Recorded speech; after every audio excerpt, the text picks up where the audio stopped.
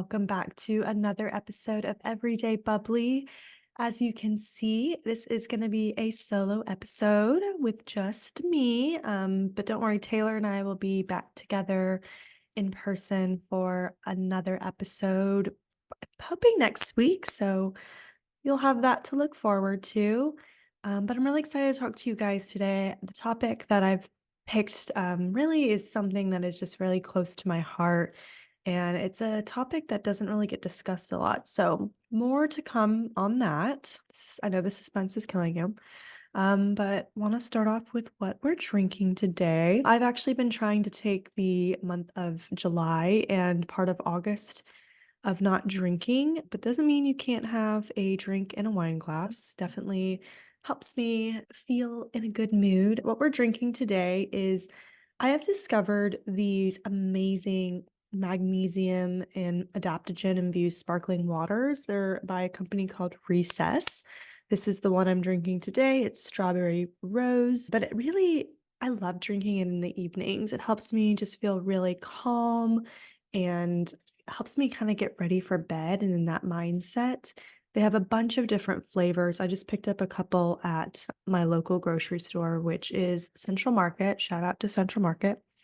And yeah, they're just really delicious, and I love drinking them out of a little wine glass. It's bubbly, it's sparkling, and it's just really, really tasty. So, topic that we are talking about today is anxiety. And that is just something that, like I said, I feel like not a lot of people really talk about it. It's not discussed super often. It's kind of a little taboo to say you have a mental illness, but it's something that affects more people than you would think. I think the fact I was reading the other day is that it's like something like 1 in 4 people have it, and it does affect women more than men. So anxiety is something that I've always struggled with, but I wasn't clinically diagnosed until 2020 when it was kind of at its worst. I mean, think about what was happening at that time period. It was a pandemic, and there was just a lot of unknowns about what was going on in the world. Being at home and not being able to leave the house and see friends and family, it definitely heightened my anxiety. And I knew that at that point, that was when I needed to go and see someone and get help for it. I was having panic attacks, what felt like every other week, and having really long ones that just left me feeling inconsolable, left me feeling really down and dejected. Was kind of opening up the doorway to depression, which definitely, anxiety and depression can go hand in hand. I went to my primary care physician, and I'm so thankful for her because she was able to get me on the road to managing it and just feeling more in control about something that I had suffered pretty much my entire life. So really this episode, I want to focus on just the things that I do in my day-to-day life that really help me manage it. These tips I hope might help somebody else if you're also going through anxiety or having panic attacks.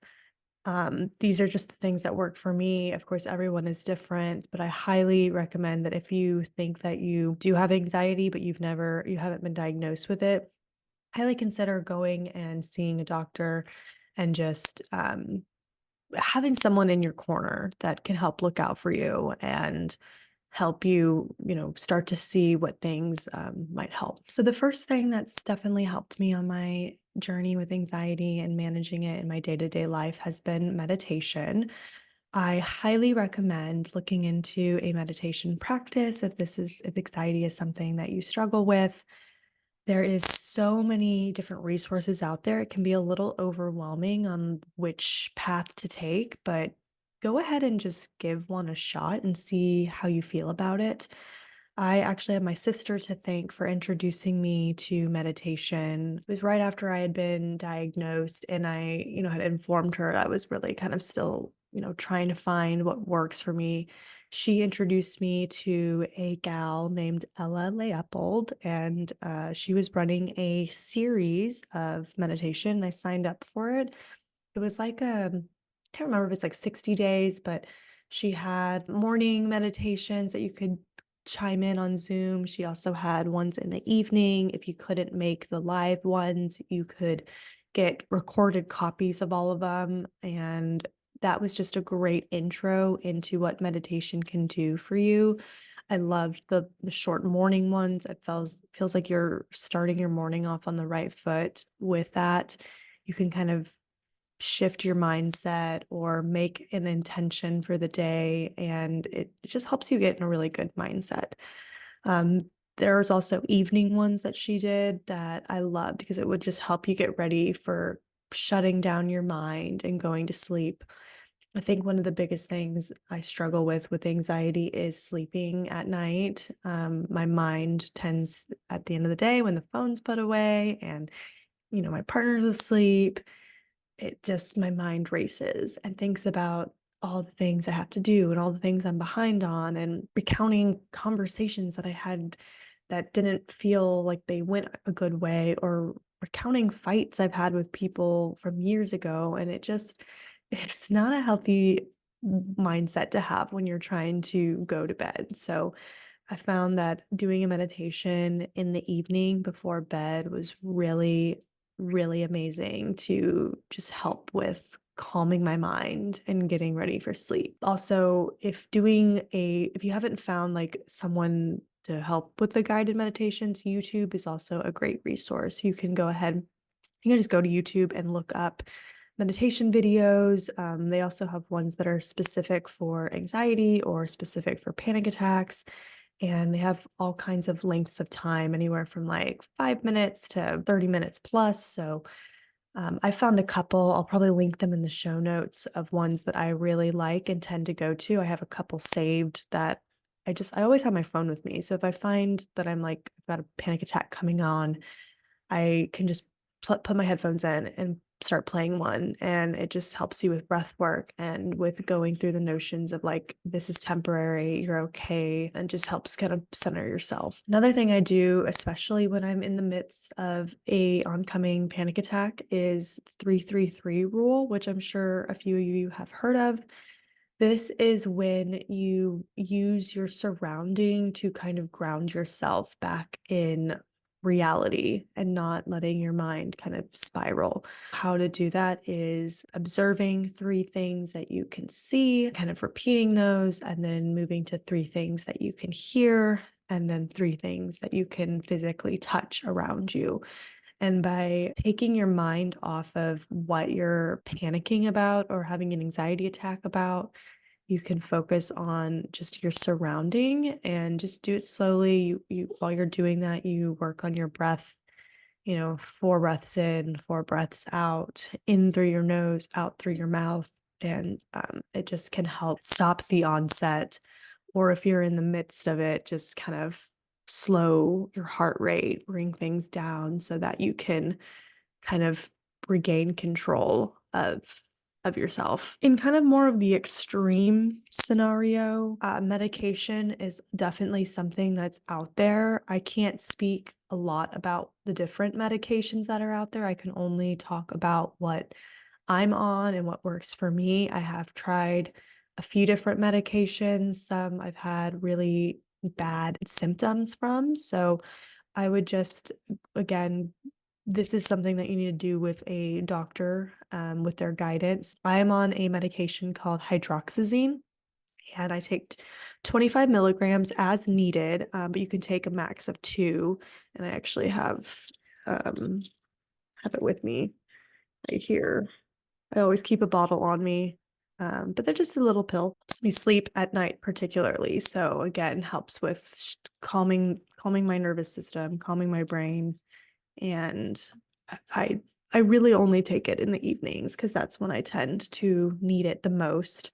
It does make me a little drowsy, so I would not take it as a daily in the morning. Some of the other things is, like I said, better sleep habits. That there's a lot of different factors that go into that, making sure you have the right bed, you have the right environment. I like to use a calming pillow spray. I also like to take magnesium. These recess drinks have been really awesome, but I also have a just over the counter magnesium supplement that I've been taking. Trying to limit screen time at night is super helpful. Trying to put my phone away, read my book, things that just will naturally again, calm the nervous system. You're trying to remind your body that you're not in fight or flight mode and that it's okay to relax and go to bed. Taking care of myself just in general, working out, self-care, those are all things that I have found have really helped keep my anxiety at bay when I am making an effort to take care of myself. It's just one less thing that I have to worry about. And that really comes down to like making myself do my skincare routine every morning and every evening. Even when I'm tired and I don't want to, work out or get my steps in, going for a walk or going to the gym and just walking on the treadmill and listening to a podcast, those are all things that have really helped me as well. Kind of last two things. Therapy. I feel like a lot of people will probably be like, can't believe you didn't mention therapy first. And the reason I haven't is because it's not actually something I am using as much as I should. During 2020, after I got diagnosed, I went through the journey of trying to find a therapist and found that it was actually heightening my anxiety because I wasn't finding someone that worked with my personality and what I was looking for. I actually saw 3 different therapists during that time period, and none of them, the first one was very much like, you need to read the Bible and stop drinking, which was 100% not what I was trying to do. The other was a man, and it was just hard to kind of feel like he could relate with things that I was going through. The last one I did find that I really liked, and then they moved their practice. And I was like, okay, well, now we're back to square one. So I haven't really picked it back up. I have looked at the online kind of version of like BetterHelp, or actually through my insurance, there is virtual therapy sessions. I haven't felt like I've really needed it. Since I find, 4 years into the diagnosis, I really feel like I'm in a really good place with my anxiety. But it's definitely something that if you especially if you don't have like a primary care physician that you really like that's helping you with this, I would highly recommend finding a therapist. And especially if you have like deeper set trauma that you're working through, or anxiety that you're having a hard time pinpointing what it is, I would definitely recommend going the therapy route. I can't personally speak on it because I just haven't had the best experience with it.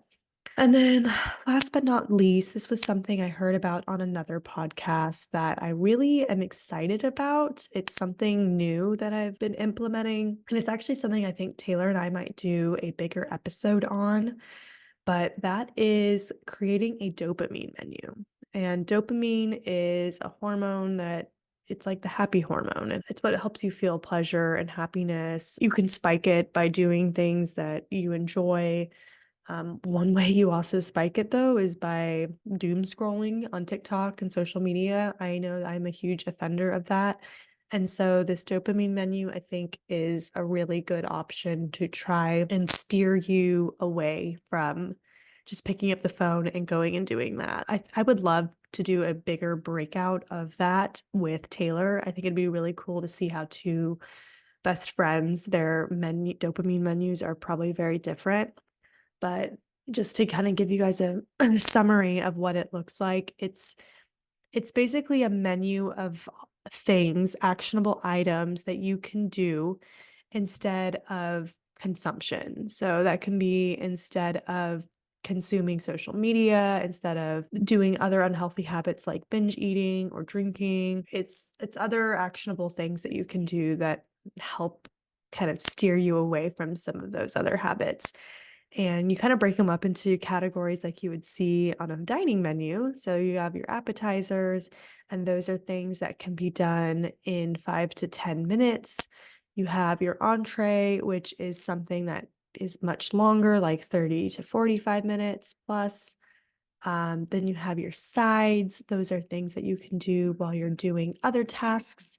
And then you have your desserts, which are indulgences that you don't do every time, but they're indulgences and something that you can enjoy for what it is. And then some people do specials, which are bigger things like taking a bigger trip or making a bigger shopping purchase. But yeah, I've spent some time building out what my dopamine menu is, and I find when I want to pick up the phone and scroll, or I would want to grab the big bag of sour gummy worms and go to town. I have found that looking at this list, and I have a physical list on my phone that I can look at, it helps me just kind of redirect and do other things that give me that little dopamine high that I'm searching for. So I hope this episode has been helpful. If you have any questions, you can always reach out to me on our Instagram at everydaybubblypod or on my personal Instagram at Allegra. I am an open book when it comes to anxiety. It's so funny. Somebody in my close network, knows this about me. And I had a lot of people when the new Inside Out movie came out, and there was like they introduced the new emotions. One of them was anxiety.